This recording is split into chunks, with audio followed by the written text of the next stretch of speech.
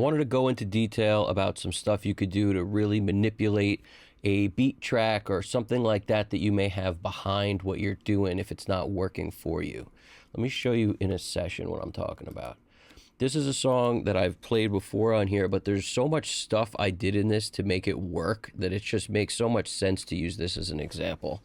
So let's just check this out. All right, so this right here, first I'll play you what the rough mix sounded like when I got it. All right, so this is the rough mix in this specific spot. Check it out. Let me see you moving. Let me see you moving. Girl, I'm loving everything. That's all I want to play for the moment, because the goal here, I'm going to flip this off. Now check out what I'm doing here, and then we'll tell you how I did it. Here we go. Ready?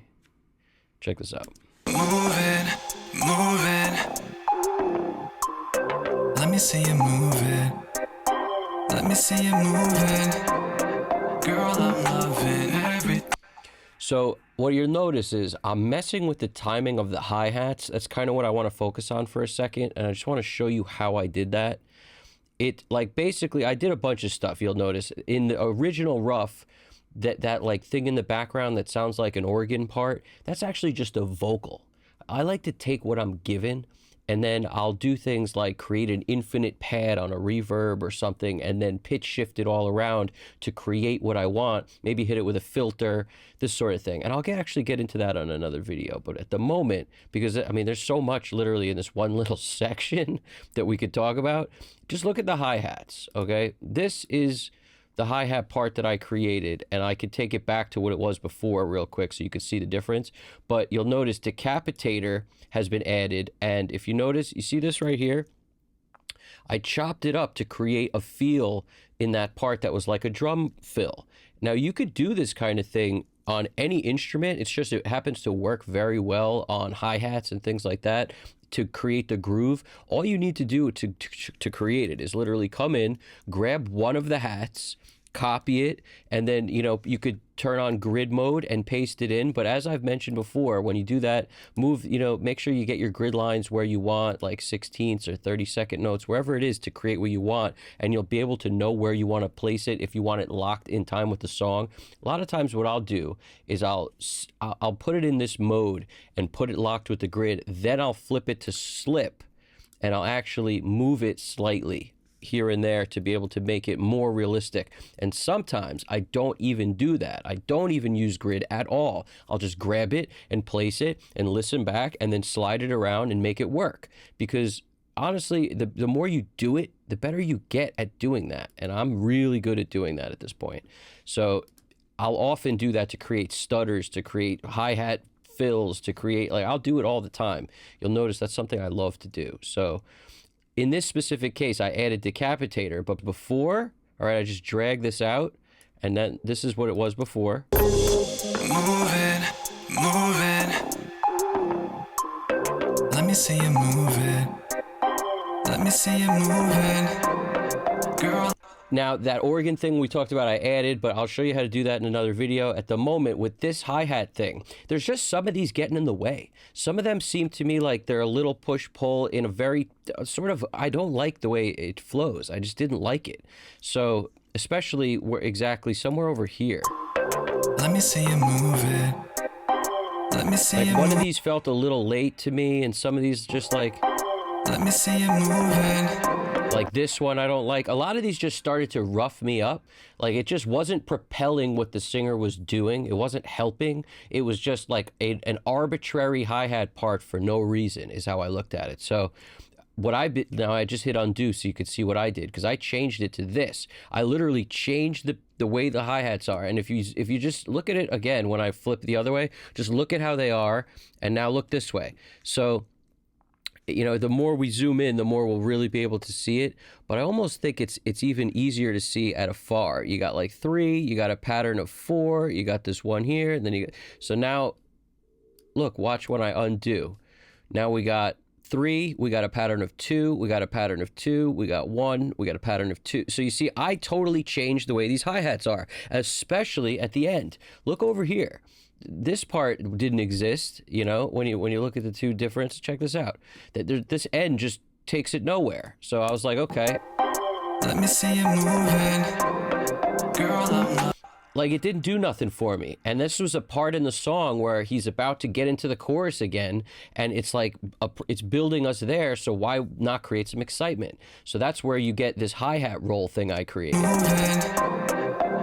You know, and that's just literally, like I said, I copied one of the hi-hats from anywhere, because it's a sample and they're all the same, and I moved it where I wanted, and I flipped on grid mode or not. Goal here. Let me see you moving.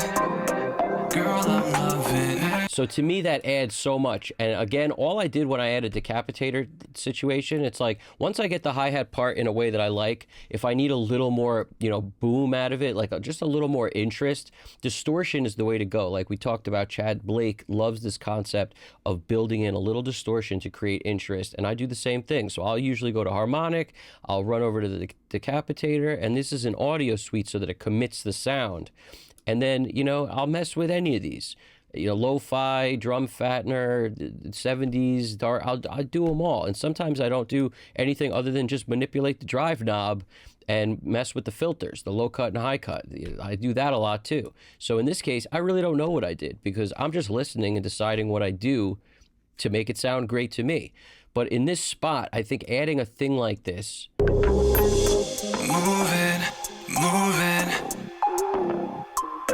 Let me see you moving. Let me see you moving. Girl, I'm loving it. To me, that is hugely helpful to this groove becoming part of the song. In other words, when I added that cool effect, that vocal thing that sounds like an organ, when I added that, or a synth, whatever you want to call that, when I added that keyboardish part, I was like, the hi-hat should lock in with that. Then we'll tie it all together. So that's what I did. Manipulated it to make it land on those beats. Then I was like, it needs sort of a fill on the hats, as if there was a drummer playing. They would put some interest there. They wouldn't just do nothing from one part to another. This is a great beat. It's not a bad beat. I just thought that part needed a little more love, and that's why I added that. Now, I continue this same concept, as you can see here, where it starts to really get, you know, chopped up. You notice this is all chopped up, and I didn't add decapitator here. This is just the hi-hats, because it would say decapitator on it, and it doesn't. So all I did was manipulate and move these around to get this to be what I wanted here. Now, this is what it was before, just like this. Don't stop, don't stop, don't stop, don't stop, don't stop. So much in this one place. You notice the vocal is moving all around. What I did was I took the vocal, I duplicated, you know, that part on other tracks, and I manipulated it around. I may have even run it through like Echo Boy and then pan the automation only, but a lot of times I'll print that, like using Audio Suite the same way, and that way I could really manipulate how loud I want each repeat to be. So if it starts to fade too quick, rather than manipulating the knobs on Echo Boy, I like to literally set them all by hand. So by committing the effect, you could chop it up and set them all by hand.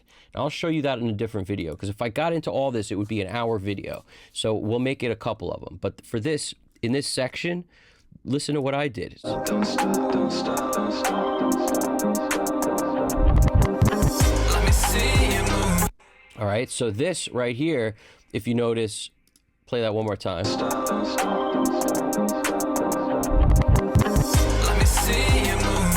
All sorts of stuff I added that wasn't there before. Like if I were to play you this rough mix, it sounds like a completely different song in this spot, especially because none of this excitement existed on the beat track. And this is the benefit of having someone mix your song who's going to put the love into it, because it's got nothing. This is like so far and away from where it was before. This is the rough mix. Check it out.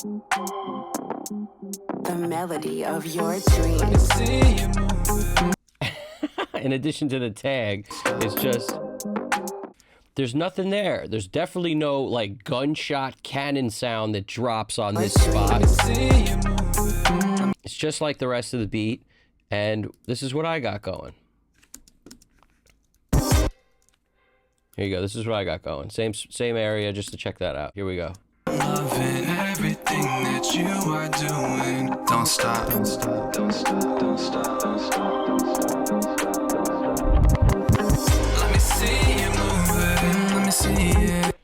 Now, if I'm going to talk about this other thing I'm doing here that's pretty cool, because let's just focus on the drums in this part in a second. So you take moments that are big and moments like this is right before the last chorus drops, and you want to make them as exciting as possible. You got to do stuff like this. So I chopped up the hi-hat, just grabbed a hi-hat, placed it where I wanted it to sound like and there's nobody who's going to tell you where to place it. You got to use your ears, and you got to have the taste to come up with where to place it to make it good. This is why being musical is the answer to being good at this. Because if you're not musical, you may not know where to put it, and then you may put it in a place that's off time and ruins the groove. But if you put it in the right place, it propels the groove. So there's no like tutorial that's going to teach you how to put it in the right place. You have to literally put it where you want it when you hear it in your head. You have to hear what you want it to do and then execute. That's the way I always do this. I go, oh, I don't like the way that sounds. And check this out. I don't always know ahead of time. Sometimes I'm like, I just don't like it. I'll grab a hat and I'll erase what's there, and I'll just start moving stuff around, and I'll listen and be like, all right, that's kind of cool, but move this one. All right, that's cool, but move this a little. All right, now we're getting somewhere, but if it just did a little more at the end, now we're getting, you know what I'm saying? I build it as I go. You got to be fearless with your moves. You put down a hi-hat in a new place, you put another one. Maybe I'll just literally, sometimes I just do this. I just want to show you. I'll grab it, put it somewhere, then I'll just literally I'll shorten it up so it is what it is, then I'll paste it a few more times randomly out of grid mode, usually to make it more able to be manipulated in like a way that's groove oriented, human feel style. I'll grab these two with a little extra space, not totally on the grid. You see what I mean by like, this is a grid line. I'm going somewhere in the middle. I'll just do this. Like, you got to be fearless, experiment, and you create things like this, and then listen back and judge it. And this is, it sounds a little crazy to do it this way, but this is how I roll, because I like the element of surprise. I like the element of not predictable. And if you just look at the grid as that's where you got to live, then you're never going to get to that unpredictability style. And it's also the human element. When people play things, they often will go to play something, and then I forget where I heard this, but it was like one of the amazing drummers, like Jeff Porcaro or somebody amazing, played a session, and like every time he got to, like one time he was playing through a part and he hit slightly like the side of the snare and messed it up a little. So he then was forced to keep playing it that way so that the whole band knew it wasn't a mistake. It's just something you do, right? So I'm doing a similar thing when I create drums like this. In other words, I'll put it in a place that may be cool, and then I'm going to build on that as if it was on purpose, even though it may have just been an accident of where something wound up. If I hear it as good, I may build on that and leave that there because it's cool. Whereas you'll never just come up with that if you stick with grid lines. So in my opinion, that's the beauty of not sticking with grid lines, to really just experiment and be fearless with where you place stuff, and then use your taste and your ear to determine if it's good. There's something to that. Like, believe me when I tell you, there's something to that. Now, just listening to where the hi-hats are placed, like I'm not even sure if this is on the grid. It could be. See, it's on the grid, it's on the grid, it's on the grid. Here it's not. And we're in triplet 64th notes. So like, you see this is never going to be on the grid. Like, no matter where I put it, dotted, triplet, and then if I take off the dotted, still not on the grid. And that's the point, is like, I didn't do this based on the grid. I just made it feel like somebody played it. Now listen to that section. Ready? All right, so there's something to this, guys. Trust me when I tell you, you're adding a human element by putting it in places that may not typically be someplace you would think to put it, all right? Also, not everyone's going to be so quick at the cutting and pasting at first, but you get good at it the more you start doing it. Other things I did to this part to make it cool, we've got on this kick Verifi, you see how it says that? I love the Verifi. It's like very speed on a tape machine. It allows you to slow or speed things up. So the way that this thing sounds specifically, if we just check this out, do you hear that? That's it says snare, but it's actually a kick sample that I didn't want to create another track for, and I just left it on the snare track because in a spot like this, the snare EQ or whatever was going on, which if you notice there's nothing on here, was working fine for me. So I didn't need to create another track because it's not like I have like, it's not like I'm getting rid of low end or anything. So this was able to live here just fine. So I didn't need a new track. I just grabbed the kick sound, put it where I wanted, and then hit it with vari speed. Let me show you what that looks like. So I'm going to actually do this one for you because this is the drum video. We'll get into the vocal stuff after because it's so much vocal stuff I did. So let's just say you take this sound, all right? We're going to pop it over here, all right? Let's just get this out of the way for the moment. So I pop this thing over here. Now you go up here to your audio suite. You go to pitch shift, Verifi. Now, Verifi is one of my favorites, like I told you. Slow down or speed up. You could do either one. And if you hit extend, it will take it beyond just the little area you selected, which is a lot of times what I like to do. I leave fades on most of the time because that'll sort of ramp it in. And another thing I'll do is typically reverse this, and I'll do that first. So like, let's say, I should have done that first. So let me show you right now. I'll come over here, I'll hit reverse. Because when you start slowing and speeding stuff up, it's so cool to hear it in reverse. So there's our kick sound. So we come up to Verifi, we put it on slow down, we want extend, fades on. Then just by selecting the track itself, you hit render, and now you get this. So this is what it was before. Let's just play it for you. That's a reverse kick sound. Now with the Verifi on, this is what it sounds like now. So it's just like, it's a whoop instead of whoop, whoop. And like, that's really what I did here. That's the Verifi adjusted kick sound here. And I had to reposition it in the position I wanted to go along with the groove. Check out what else I did. So up here, so this thing sounds like this, just so you hear the whole thing. So by doing this, this is, by itself it sounds a little ridiculous, but listen with the song. Let me see. So this sound is actually just propelling the rest of it, because I've created over here with this kick, we've got this sound. Check this out. Now this, I did the same kind of thing, except I'm using vocal bender to do it. And so I reversed the sound, and then I pitch shifted using vocal bender.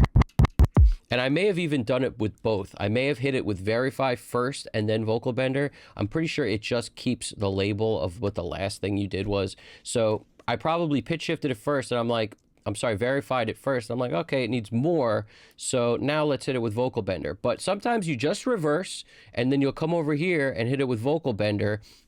And this will allow you to really move the pitch up or down, and the formant as well, with whatever sound you're messing with, and print it. So this is how I got these weird sounding kicks right here. And when it locks up with the hi-hat, it really starts to sound like a drummer played it. Check it out. Let me see you move it. All right, so that's what's creating that da-da-da-da-da blam. Now, that thing that shot is, that's most certainly what it sounds like to me is I took one of the snares from somewhere, and that could have been a clap or a snare. It's probably a snare. And what I did was I just pitch shifted it to make it sound bigger. So I probably shifted it down, and then I added a very long reverb to it, like super long. So, and then where is that track? It's one of these. Yeah, up here. You see how it says snare? So, and this says snare. This is a snare sound, and then the snare, see it says 480L? You know what that is. Lexicon 480. And this thing, the 480L has a very cool sound, and look at how long it is. So I'm also, this snare right here with decapitator, I needed something to give us transient, and that's why I have my snare track without the reverb, just for the transient part. Then the reverb fills in after it on a separate track to give us that shotgun type cannon thing happening. So check that out. Let me see you move it. Let me see it. So you can't tell that they're two tracks. It sounds like one. It sounds like it's part of it because of where I placed it. So you can't tell that it's one and then the other. They're just, this one just fills in after this is done. Now, the things I have on this to make it come to the forefront, I got some RVox on this snare sound. In addition to the decapitator that I printed, I have RVox on it. And like I said, I very well could have pitch shifted this, because I'll often use vocal bender on things that aren't vocals, just because I can manipulate the sound a lot with vocal bender very quickly and easily. So that's one of my favorite tools to use. It's easier than auto-tune, it's easier than Melodyne, it's easier than all that. So vocal bender's my go-to for stuff like that. Then I'll use like Brower Motion and in this case, it's not doing much, it's just a psychedelic chorus.